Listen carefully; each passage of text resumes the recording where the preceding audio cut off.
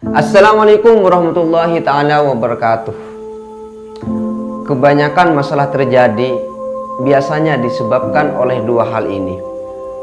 Yang pertama yaitu bertindak tanpa berpikir, dan yang kedua berpikir tanpa bertindak. Coba mari kita bahas satu persatu.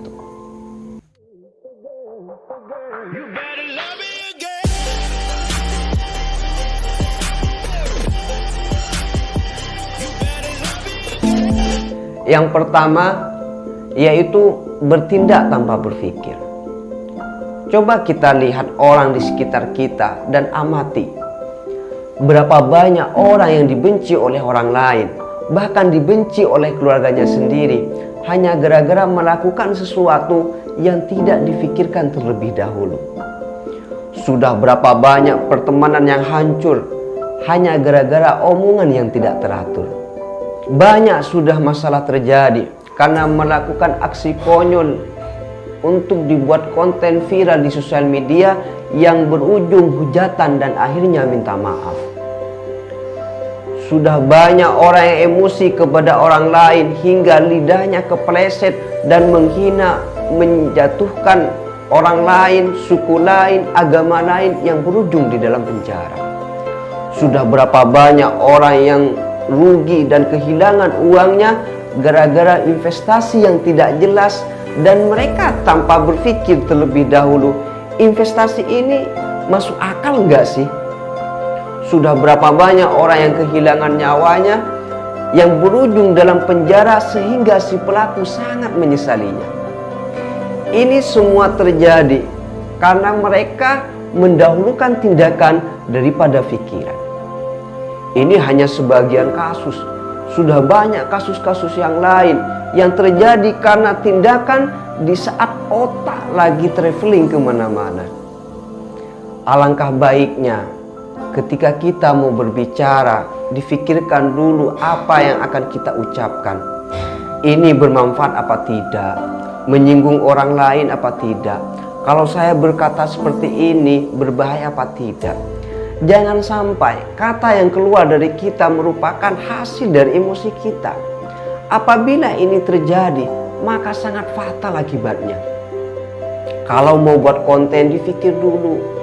Konten ini bermanfaat apa tidak? Konten ini menghibur apa tidak? Kalau saya buat konten ini, berbahaya apa tidak? Paling tidak, kita membuat konten yang nggak aneh-aneh lah. Jangan sampai kita berpikir yang penting viral dulu, masalah hujatan dan lain-lain belakangan. Brother, konten yang bermanfaat saja tidak semuanya orang suka loh.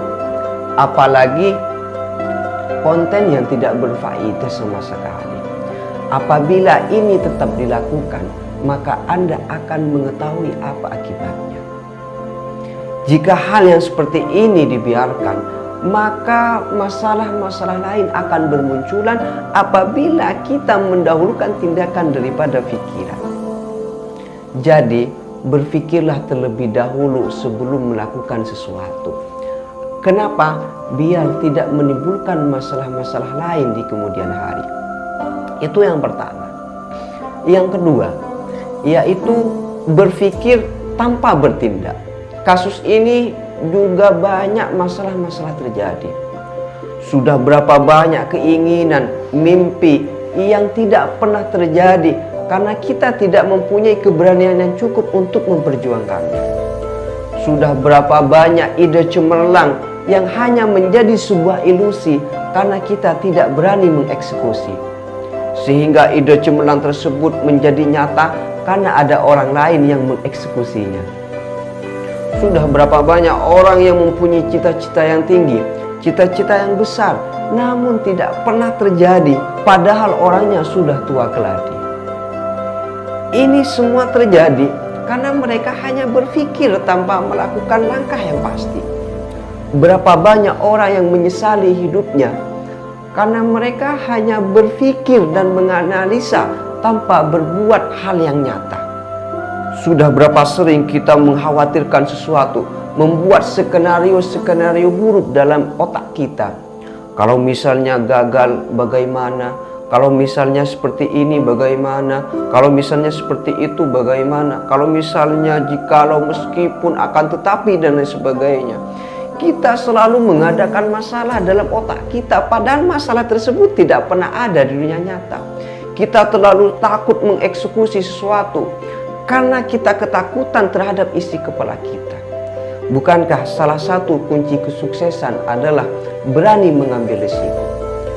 Seseorang yang berani mengambil risiko, maka peluang antara kegagalan dan kesuksesan menjadi 50-50. Memang tidak ada jaminan bahwa kita akan menjadi orang yang sukses, bahwa kita akan menjadi orang yang pemenang.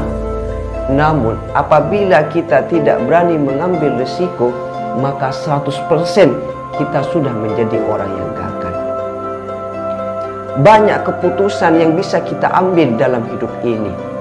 Namun keputusan tersebut yang akan menentukan kehidupan kita di masa yang akan datang. Menjadi orang yang sukses atau mau menjadi orang yang pura-pura bahagia. Itu semua tergantung pilihan kita pada saat ini. Mungkin saya cukupkan video pada kesempatan kali ini. Semoga bermanfaat dan selamat berjumpa di kemudian hari. Assalamualaikum warahmatullahi wabarakatuh.